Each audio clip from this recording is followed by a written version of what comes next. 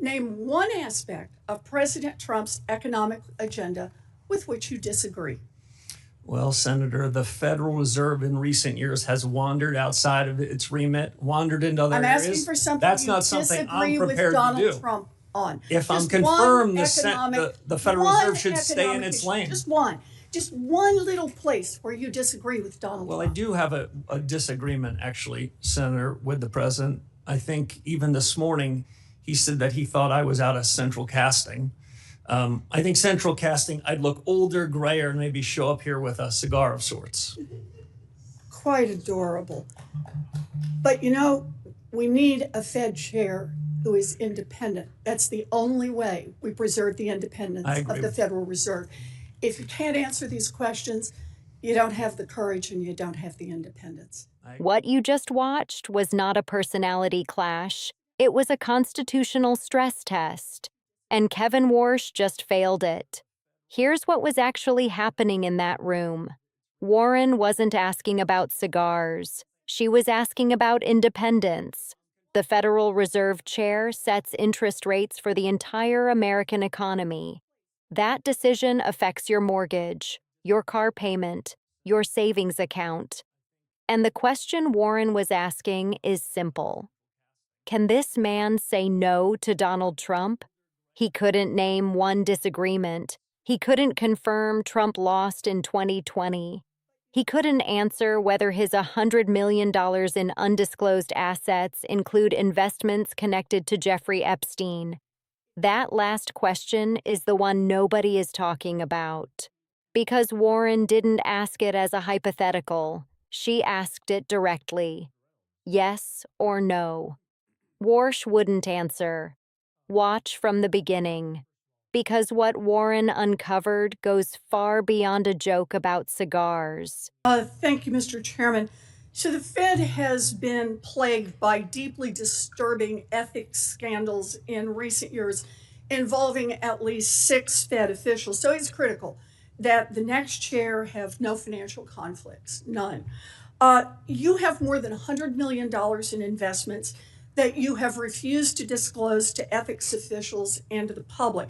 So let me ask, do the Juggernaut Fund or the THSDFS LLC invest in any companies affiliated with President Trump or his family, companies that have facilitated money laundering, Chinese-controlled companies, or financing vehicles established by Jeffrey Epstein? Senator Warren, thank you.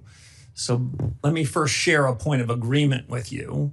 The Fed has 2 tools. One is its monetary policy, and the second is its credibility. And the scandals that you talked about, the ethics problems you talked about, went to the core of the credibility that has hurt the Fed. Could you answer my question, please? I asked. You have $100 million in undisclosed assets.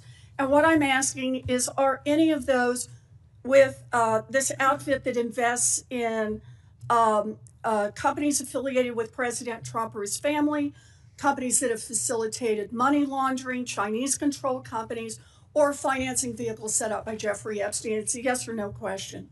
Senator, I've worked tirelessly with the ethics officials at the Office of Government Ethics. And you have not come to an ethics agreement with them and have agreed, Senator, to sell all of my financial assets, including the Duquesne assets. Are you refusing to tell us if you have investments, for example, in vehicles set up to advance Jeffrey Epstein? Is that what you're telling us? You just won't tell us? Senator, what I'm telling you is that those assets that you represent at Juggernaut will be sold if I'm confirmed before I take office and sign the oath of office. Let me follow up on that.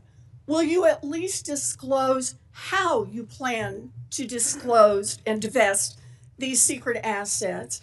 I'm sure you understand that the public might question your motives if, for example, billionaire Stanley Druckenmiller, who you honored in your opening statement, and who makes a living guessing what the Fed will do next, cuts you a massive check for $100 million as you take the oath of office to become the new Federal Reserve Chair. Senator, as you know, it sounds like your fight might not be with me, but the Office of Government Ethics. I have come to full agreement with them and have agreed to divest all of those assets, I'm asking you especially a very those that you straightforward referenced question, before I Mr. take the oath Warsh, of office. and that is, will you disclose how you divest those assets, or will you just collect a check for $100 million from someone whose whole business is betting on what the Fed will do? As I said to the ethics officials at the Federal Reserve and the Office of Government Ethics, they agreed, I'll take that as a I no would as be well. redeeming my So assets Donald before Trump I take has office. made clear that he does not want an independent Fed. In fact, he has said, and I quote, "Anybody that disagrees with me will never be Fed chairman." And he's made clear that you are his sock puppet, saying last week that interest rates will drop, quote, "when Kevin gets in." Yeah, I think they do. Not when economic conditions change, we'll get lower rates. Not when the economy needs it. Nope. He said, when my guy, Kevin Warsh, is in there, we'll get the interest rates that I, Donald Trump, wants. So independence takes courage. Let's check out your independence and your courage. We'll start easy. Mr. Warsh, did Donald Trump lose the 2020 election?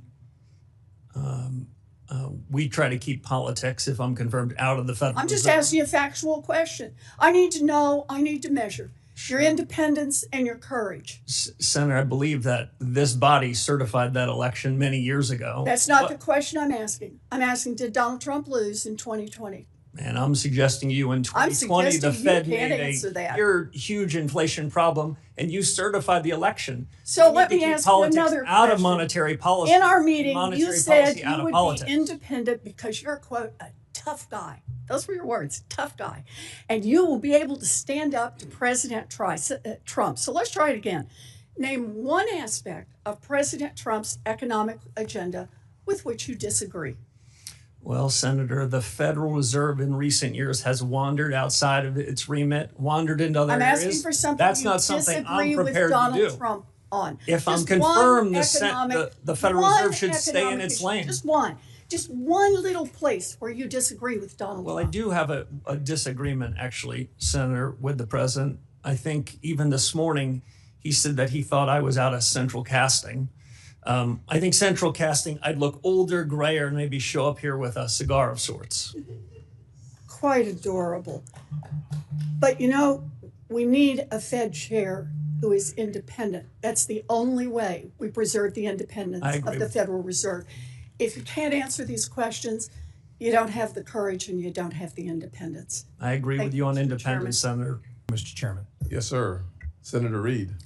Mr. Chairman, before we start the next question, I ask that we have entered into the record the U.S. Office of Government Ethics certification, which requires that all nominees disclose all of their assets, and showing that Mr. Warsh is out of compliance and that he has not met the ethics requirements.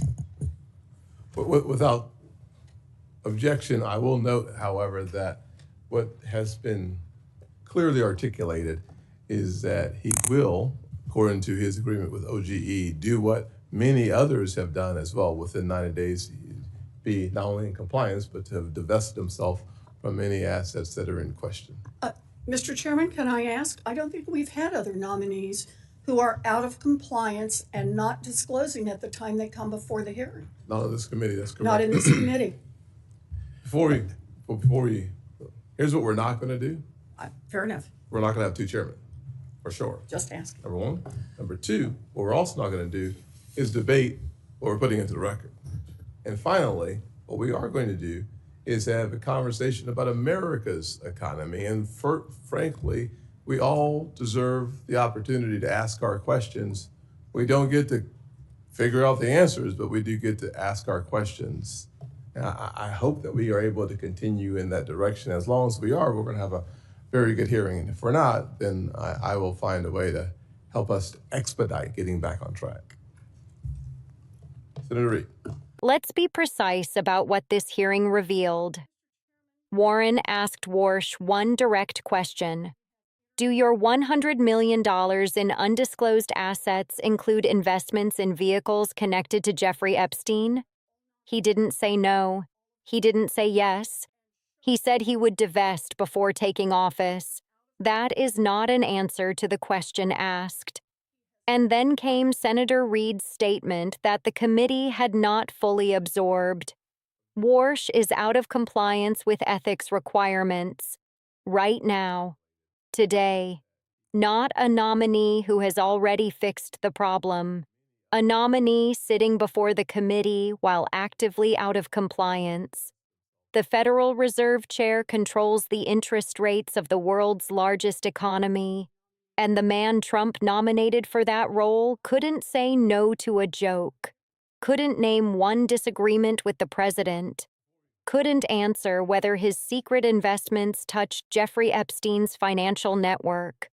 Warren called it adorable. The American economy is not. Subscribe to Dana Weston Daily. Because the questions nobody is asking, we keep asking. Drop a comment. Do you think Warsh should have to disclose every single investment before confirmation? We read every single one.